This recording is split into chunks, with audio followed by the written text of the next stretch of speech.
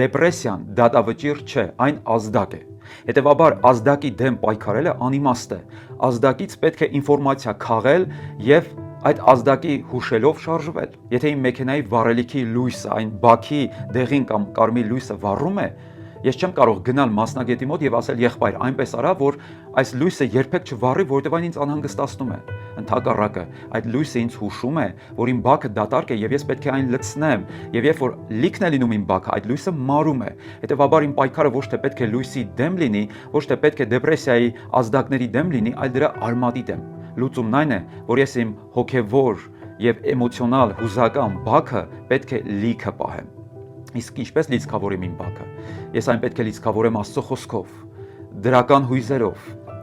առողջ հարաբերություններով, աղոթքով, հավատքով, հույսով։ Երբ որ իմ հուզական բաքը եւ հոգեվոր բաքը լիքը լինի այդ պաշարով, ես շատ հեռու կգնամ։